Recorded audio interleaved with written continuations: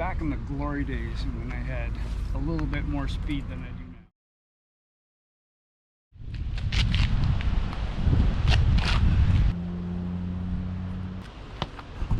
now. Hello everyone, Dog Walker Dave here. Today, a month after I was going to do my second maximum aerobic function test, I'm finally getting it done. It's just been one of those months, but finally getting it done. So I did this back 3-ish months ago. I'll have to check, put it on the screen somewhere there. I'll put it on the screen the last time I did this maximum aerobic function test. So what it is, just to go over really quickly, my MAF heart rate maximum, 70% of my maximum heart rate, which at the age of 55, it's still 189. And that was with a full out test I did back in the winter. 70% of that is around the 131, 132 range heart rate. That's with, I got one of these, don't want to show you, but I got chest strap Polar H10. So it's basically as accurate as it's going to get. So what this test is, do a warm-up like I did last time, 15 minutes or so, and then run. For me, I'm just testing it over 2 kilometers at that 131, 132, somewhere around that. I'll do my best to hold that almost exact heart rate. It's kind of difficult to do it when you're outside, but do my best to hold that heart rate and then compare the results to the last time I did this. Just a bit more before I get my warm-up in here. I'm doing it in exactly the same location. I was just under 6 minutes per kilometer the last time I did this. The last few months of training, most of my runs have been 130 or less.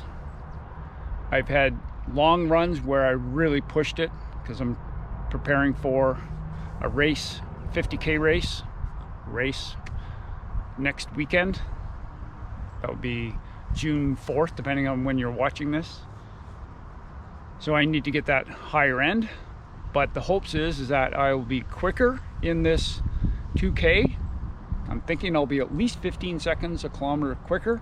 Part of that is attributed to being able to run in shorts because it's May, and it's also partly because there's no snow on the ground, so that will make a difference right there. At least 5 seconds per kilometer, maybe a little bit more, maybe closer to 10 seconds per kilometer. So I should be at least 15 seconds per kilometer quicker. I'm guessing that I'm going to be closer to the 30 second per kilometer.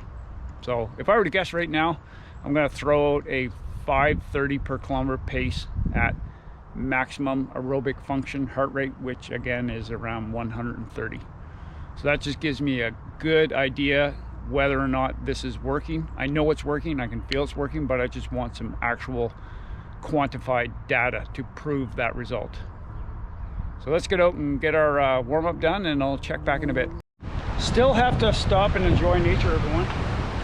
This is the Bow River in Calgary here, one of the 2 rivers. And it is flowing quite quickly with all the spring runoff up in the mountains, the rain that we've been having finally. Halfway done my warm-up. Have to swap out the shoes, so I'm lightning quick. Yeah. That was back in the glory days when I had a little bit more speed than I do now. The trusty old endorphin speed that I've had for almost 2 years now, but I don't run on the road often enough to need to replace them. My trail collection, on the other hand, that's starting to get a little out of control. All right, the warm-up is done. So the next step is going to run over here, this area, run a bit more, get my heart rate up to as close to 130 as I can, and then start the test. 2K, I'm guessing, based on even just my warm-up, I should be under 530 per K. So what that means for anybody that's watching this and interested in a little bit of the science is that 70% is that heart rate that you could exercise at for a long time. The only thing that would limit you would be muscular fatigue and nutrition and hydration. 70% is a nice easy pace. And I mentioned in numerous videos over the last couple of years, and this is not just a dog walker thing, this is not just a me thing spouting off because I don't know what I'm talking about or anything like that, but most people run or work out at too high of intensity too often. You can go out and do your workout hard once, maybe twice a week, but many people out there are pushing that pace, hitting that red line on every single workout out there. Short term, yeah, you're gonna see gains, but long term, you are not gonna see the gains that you could if you kept your workout based on heart rate. If you want to go based on heart rate, if you kept those numbers low for a majority of your workouts, and then once a week or so, then push it. Okay, enough yapping, let's get back into it. Sometimes with the thought of a test, you just think that you have to go hard. Just go full out, but that's not the purpose of this. So it's that anticipation. Got to get the heart rate down to 130. Okay, 128. Close enough. Finding it difficult to keep right at that 130-ish range. Popping up just a couple of beats, and then it's going down a few beats. Well, I was a bit off. 2K, 5:35 pace. A little bit surprising, but hey, that happens when you're doing testing. I thought for sure I'd be under 5:30. Might be due to dehydration. Who knows? But you know what I'm going to do? I'm actually going to run the same thing again. I found that I couldn't get that metronome pace going for some reason. Just wasn't working. So I'm going to do the same thing again, see if it's any different, and still report the results. Maybe that was just an anomaly, but hey, it's worth a try.